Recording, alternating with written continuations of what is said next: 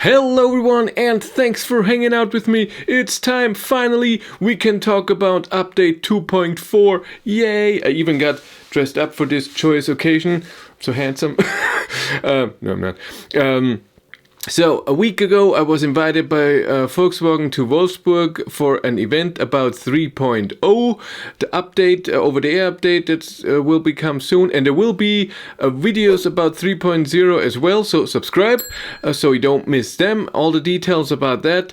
But I also asked them millions of questions about 2.4 and I got a lot of answers. I didn't get the detailed answers that I would have wanted, but I got everything together for you so we can talk about it. It should be almost everything that is available to know about 2.4 right now. What is it in generally? So in November, Volkswagen presented on the ID Drivers Club Facebook page for the owners of ID3 and ID4 that there will be an update in the workshop where the 12-volt battery will be replaced and one control unit will be updated, and then you have software version 2.4 and there will be a lot of stuff included with that update.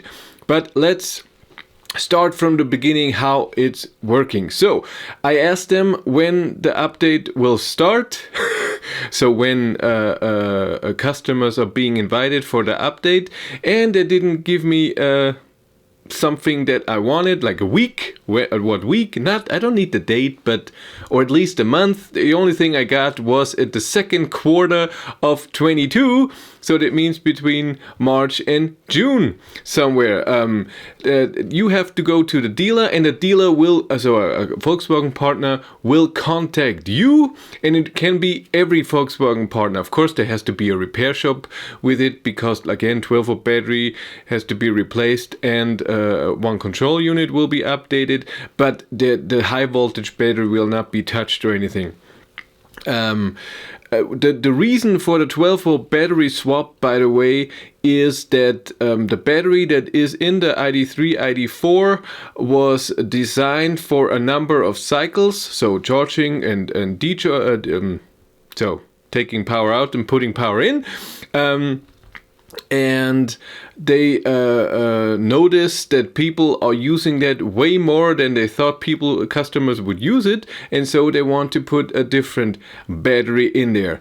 The main question now that I asked was, who needs 2.4? Because I was under the assumption before that since July or so, every ID3, ID4 being built has software version 2.3, but that control unit is already up to date. So a few things that I'm talking about what 2.4 will include is already working in those cars. But I've been informed, I hope I didn't understand it wrong, is that everyone has to go to get update 2.4 at a dealer. That's what they told me. Every ID3, ID4, not ID5, because that will be delivered with 3.0. Everything is updated, so no problem.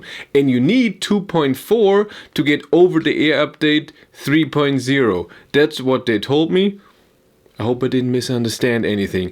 The battery is something different. Not everyone needs the battery to be changed. It has to do with the production time. They didn't tell me at what time that would be. So I don't know that. And another very important thing for the people out there who don't have 2.3 already. So if you already when you're still on 2.1, you can be invited and get 2.4. You don't have to go through the step of getting 2.3 somehow and then update it to 2.4. It can be done from 2.1. That's totally okay. But what does the update include? And that's very important. So first, battery heating of the battery is different. Right now, my ID3 out there, when the battery is under 7 degrees, it will be heated up to 13 degrees. With a 6 kilowatt heater, the battery will be heated up. And it doesn't matter if I drive 1 kilometer or 1,000.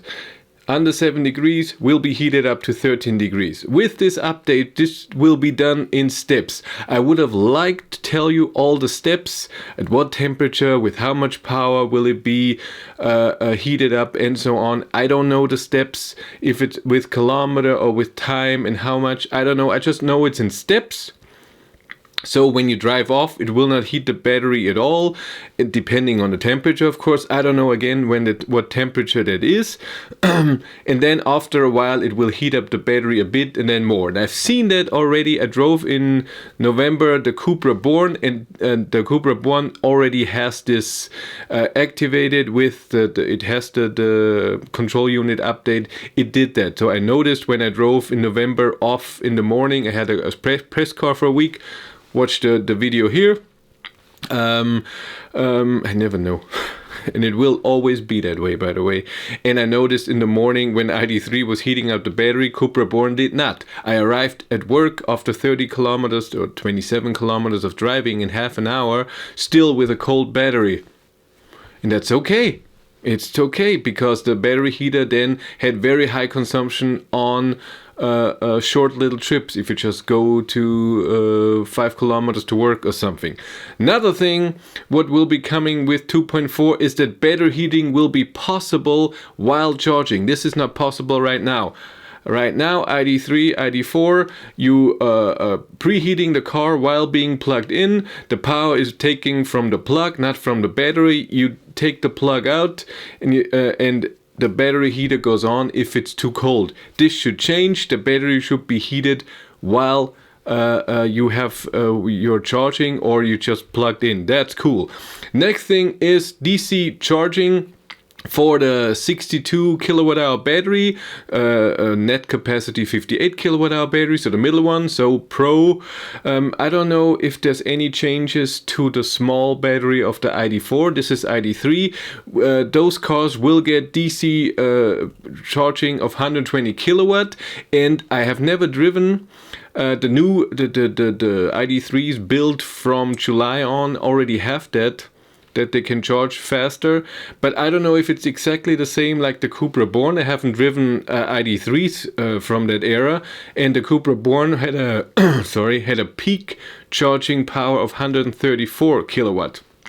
So this was interesting, but those will get that now too. And the last thing, that scheduled charging will work. Right now you have scheduled charging where you can set that this is your home or your work or whatever, and you can set, okay, tomorrow at 6 a.m. I want the battery to be at 80%. And I want it to be warm when I leave to work. Right now, that you can set it, but it doesn't work. It doesn't do it. And with this update, it will do it. So, yay!